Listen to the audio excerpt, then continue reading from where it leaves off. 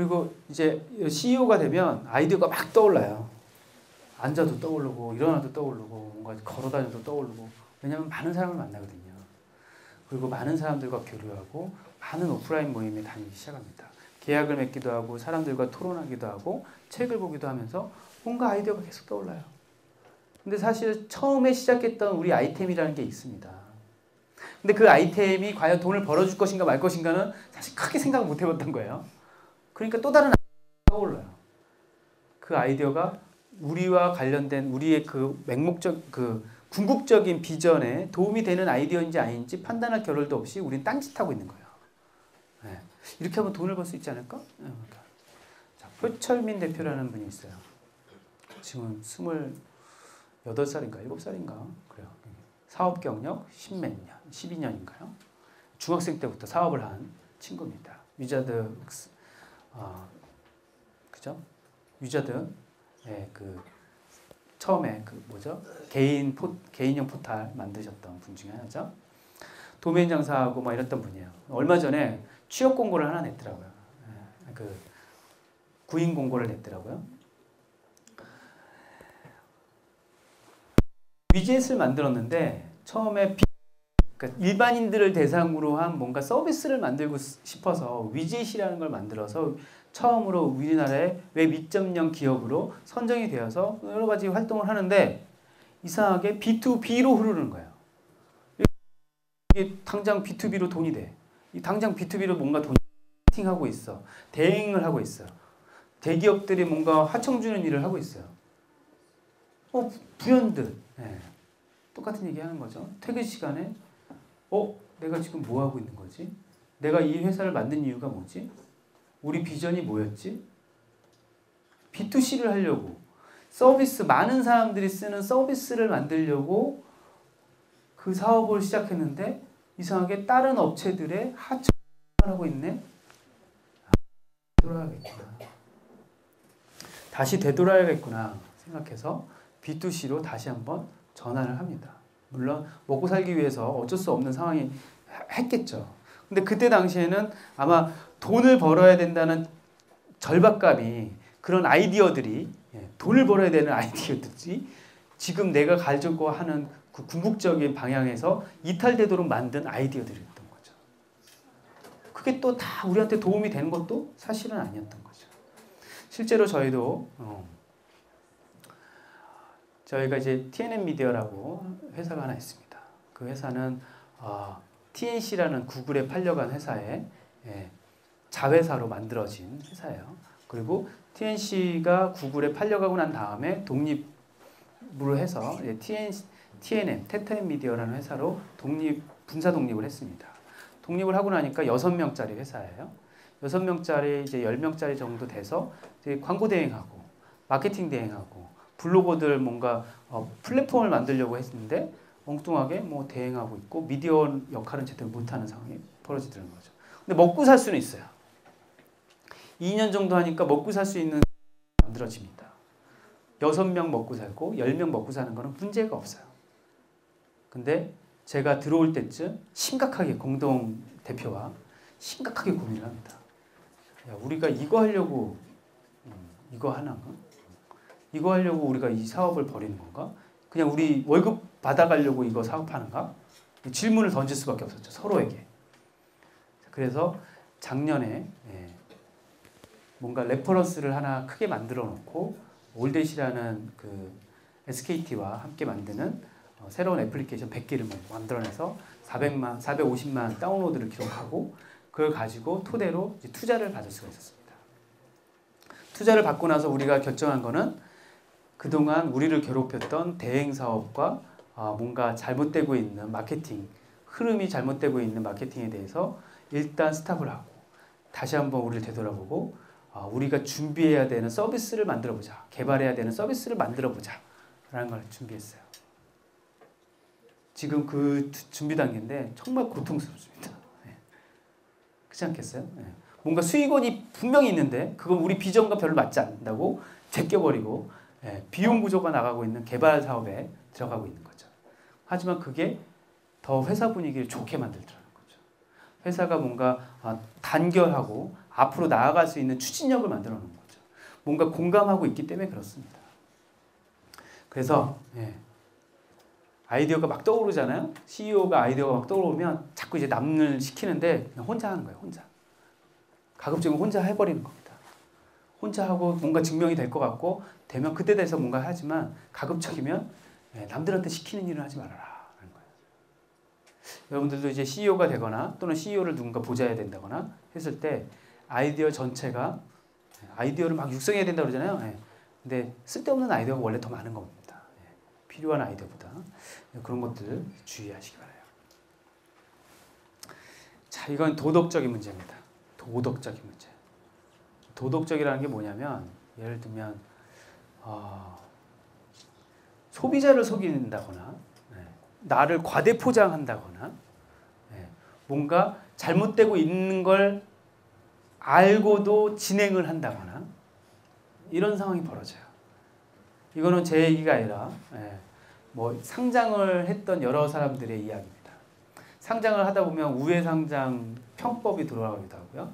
또는 어떤 대기업은 자기네들 비자금 통로로 니네 기업을 이렇게 우회하게 하고 싶다. 이런 제안까지도 들어와요. 작은 기업들이 사실 5억, 10억짜리 제안이 들어왔을 때 영혼을 팔아가면서 해야 되는 상황이 올 수가 있습니다. 팔 수도 있죠.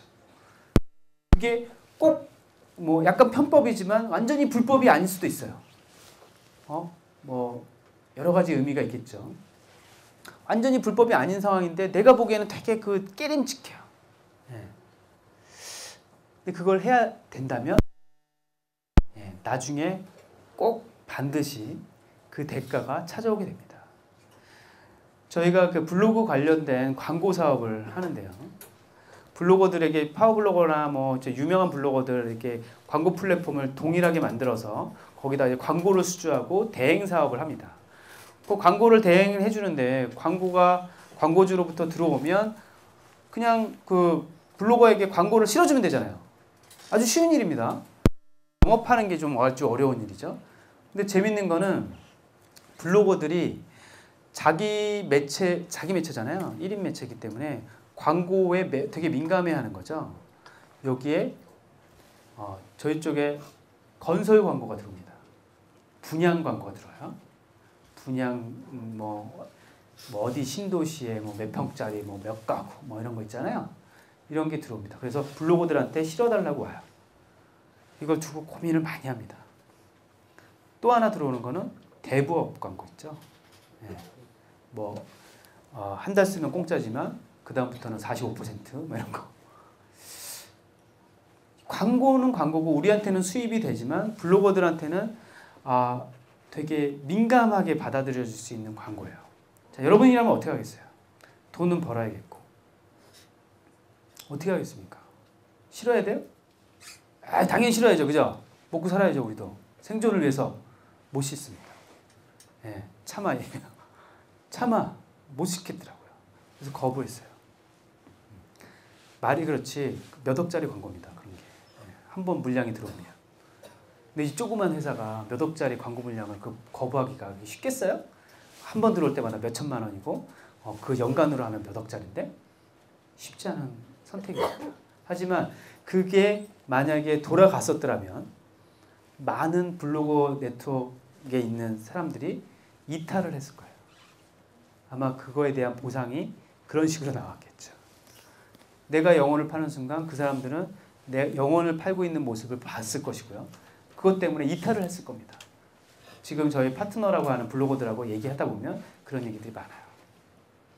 자, 그래서 편법과 불법, 탈법 이런 것들이 여러분들에게 유혹의 눈길이 오고 뭐 여러 가지 의미로 찾아오겠지만 그것에 대해서 내 생존을 위해서 하시려면 하세요. 하지만 대가는 반드시 있다는 거죠. 반드시. 그 꼭 정의가 승리한다 이런 얘기가 아니에요. 어떤 식으로든 여러분의 불법과 탈법을 아는 사람은 뭔가 다른 일을 하게 돼 있습니다. 지금 뭐 정치권에서도 얘기하고 있는 모 그룹사 회장님이 뭐 정치권에 이제 줄된 거 있잖아요. 그런 것도 다 보시면 나중에 결과가 어떻게 나오는가 다 보실 겁니다. 자, 이제 거의 이제 막바지인데요. 거룩한 거, 예. 거룩한 거가 있습니다. 거룩한 거. 세상을 바꾸고. 우리 또 스티브 잡스 명언들 막 쳐다보면서 그래 이렇게 살아야 돼, 그죠? 보면서 해요. 네.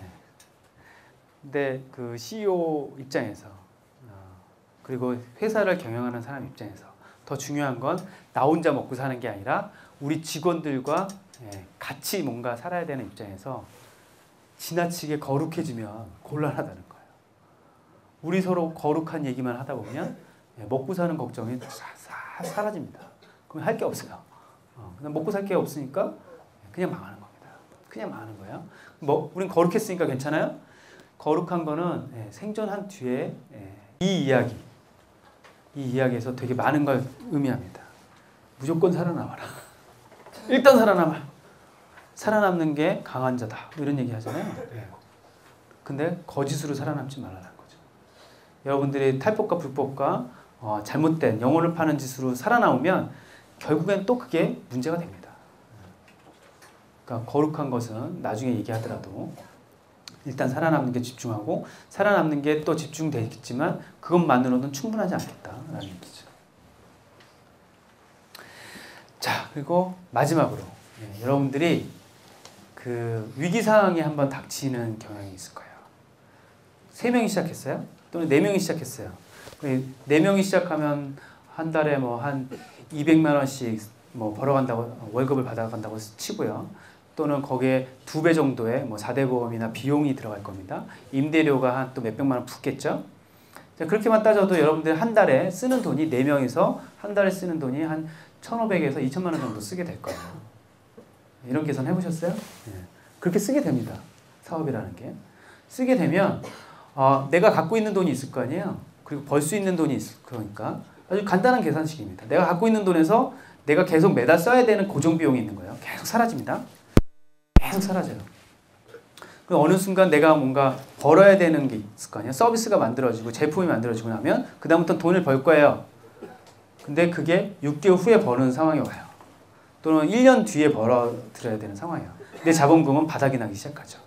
근데 또는 월급을 주기 힘든 상황으로 오죠. 근데 월급까지 손을 대는 상황이 오면 사실 여러분들은 거의 실패의 악순환에 딱 빠지게 되는 순간이거든요. 그때 위기 상황이라는 거죠. 그게 이제 데스밸리라고 하는 위험한 상황입니다. 그 상황을 뚝심 있게 이겨나간다. 말이 그렇지 어떻게 뚝심 있게 이겨나갑니까? 돈이 안 걸리는데. 돈은 계속 나가야 되고 임대료 차압당하면 뭐 임대료 내지 못하는 상황이 오면 장난 아니에요. 건물주가 내쫓아냅니다. 그리고 막 밤새 있었으면 의자를 막 끄집어내고 막 이래요. 이런 상황도 옵니다. 이런 상황을 맞이하게 되는 상황이 언젠가는 올 거라는 거예요. 만약에 그 상황이 오게 됐을 때 여러분들 머릿속에 기억하실 거는 이 비행기를 기억하세요. 왜 비행기를 기억하느냐. 저한테 얘기해줬던 제 멘토 중에 한 분이 이런 얘기를 했어요. 저희가 자금이 점점 모자라가고 뭔가 돈을 벌 수 있는 구멍이 점점 안 나오고 우리가 뭔가 해야 되는 건 많은데 지금 할 수 있는 여력은 점점 없는 상황이 진짜 그야말로 데스밸리에 딱 봉착했을 때 그 사람은 그런 얘기를 합니다. 기술을 내려라. 기술을 내려라. 위기 상황이 왔을 때 비행기가 가는데 연료가 떨어졌다. 돈이 떨어졌다는 얘기죠. 연료가 떨어졌는데 그럼 당연히 흔들흔들 할 거 아니에요. 바람에 따라서 흔들흔들 할 거고 양력을 받지 못하고 추진력을 받지 못하니까 당연히 점점 내려가겠죠. 그때 많은 기장들이 흔들죠. 어떻게든 올려보려고 하고 그죠? 올렸다 내렸다 올렸다 내렸다. 궁극적으로는 망하죠. 궁극적으로 추락할 수밖에 없는 상황이 될 겁니다. 하지만 언젠가 한 번에 어차피 망할 거라면 어차피 추락할 거라면 우리가 마지막 시도를 한번 해봐야 될 필요가 있는데 그 마지막 시도는 사실은 우리가 추진력이 없을 때 한 번에 추락을 경험해야 되는 거예요. 양력을 얻기 위한 기술을 내려서 양력을 얻기 위한 추진력을 얻는 그 과정, 고통스러운 추락의 과정을 거쳐야 된다는 거죠. 사람을 잘라내야 되는 상황 또는 아주 근사한 사무실이었다가 아주 홍성한 사무실로 옮겨가야 되는 상황, 또는 내가 월급을 받아가지 못하는 상황, 우리 조직원들과 헤어져야 되는 상황, 내가 지금 하고자 하는 일을 포기해야 되는 상황, 이런 상황들을 얘기하는 겁니다. 그때 모든 것을 다 잘라낼 수 있어야 돼요. 나 혼자 남겨놓고라도 모든 것을 잘라내고 내가 생존할 수 있는 방법을 찾는 것이죠. 그게 기술을 내려다가 되는 겁니다. 기술을 내리면 어떻게 되겠어요? 쭉 내려가겠죠. 그리고 막판에 기술을 올려야겠죠. 막판에 충분한 양력을 얻을 때까지 우리는 고통스럽게 죽을지 말지도 모르는 상황에 그 추락의 경험을 해야 되는 거죠. 막판에 당겨서 올라갈 수 있으면 아주 좋은 긍정적인 결과고요. 떨어졌으면 그 떨어진 거에 대해서 후회하지 말라는 거예요. 왜냐하면 어차피 몇십 분 후에는 자동으로 떨어져 있게 되니까. 그래서 판단, CEO의 판단이라는 건 되게 냉혹하고 되게 고통스럽고 되게 불안한 마음으로 결단을 내려야 되는 순간이 반드시 오게 된다는 겁니다. 그 순간에 여러분들이 해야 되는 역할은 결단, 그죠? 위기 상황에 대한 얘기입니다. 뭐 여러분들 위기 상황 없이 그냥 창업해서 잘 나가면 뭐 이런 얘기 그냥 그럴 수 있겠다 이렇게 생각하게 돼 있을 거예요. 근데 나중에 꼭 한번 이 비행기 그림이 떠오르는 날이 오게 될 겁니다. 그때 주저없이 과감하게 기술을 내리시기 바랍니다. 그 아침마다 하는 일이 있어요. 제가 잘 다니던 외국계 회사, 야후코리아, 되게 여러분들이 보기에는 되게 망해가는 회사 같이 보이지만 직원 입장으로 다니면 되게 좋은 회사입니다. 국내 최고의 복지 수준과 저는 또 뭐 연봉도 많이 받았고요, 인정도 받았고요, 여러 가지 할 일도 있었겠죠. 그 안에서 굳이 왜 그걸 뛰쳐나왔냐? 처자식도 있는데 왜 뛰쳐나왔느냐? 뭔가 저는 이제 하고 싶었던 일이 있었을 것이고요, 저의 이상이 있었을 것이고, 제가 뭔가 하려고 했을 때 이 조직 안에서 하기가 힘든 상황에 봉착했기 때문에 나왔겠죠. 근데 이제 나와서 되돌아보면 항상 후회돼요. 예전에 그 안정적인 느낌. 내가 이거 안 해도 되는 건데 굳이 내가 이거 왜 하고 있지? 이런 생각이 드는 거예요. 그거를 자기 설득의 과정이어야 되는데, 이 자기 설득의 과정은요 평생 갈 수밖에 없습니다. CEO를 하는 순간, 여러분들이 기업을 하는 순간, 여러분들이 뭔가 새로운 일을 도전하는 순간, 이거는 항상 아침마다 해야 되는 역할이에요. 아침마다 한 번씩 물어보세요. 스스로에게. 내가 이거 왜 하고 있지? 내가 이걸 왜 하고 있는지 스스로 답을 내릴 수 없으면 그만둬야 됩니다. 먹고 살기 위해서. 그거는 그렇죠? 내 인생 한 번 살고 가는 인생이잖아요. 스티브 잡스도 그런 얘기 하셨습니까? 낭비하지 말라고. 여러분들이 한 번 살고 가는 인생은 누군가의 인생으로 누군가의 인생을 대신 살아주지 말라는 거예요. 그죠? 어머니의 인생을 내가 대신 살아주는 것도 아니고요, 아버지의 인생을 대신 살아주는 것도, 교수님의 인생을 내가 대신 살아줄 것도 아닙니다. 친구의 인생을 내가 대신 살아줄 것도 아니에요. 내가 이걸 왜 해야 되는지 깨닫고 내가 내 스스로를 아침마다 설득할 수 있어야 CEO를 할 수 있고 창업가가 될 수 있고 기업가로서 세상을 바꿀 수 있다고 생각합니다. 그런 의미에서 여러분들, 이 자리에 모인 여러분들이 작은아마 내일 아침에 일어나서 그래, 내가 왜 지금 이런 공부를 하고 있지에 대해서 해답을 얻을 수 있다면 오늘 강의가 좀 더 나은 강의가 될 거예요. 아직 실행하지 않은 일로 유명해질 생각할 수가 없겠죠. 여러분들이 하고 싶은 일 하시면서, 여러분들이 원하는 일 당장 실행하면서, 실행만이 정답이라는 것도 깨달으면서 여러분들의 기업을 이끌어 가시기 바랍니다. 감사합니다.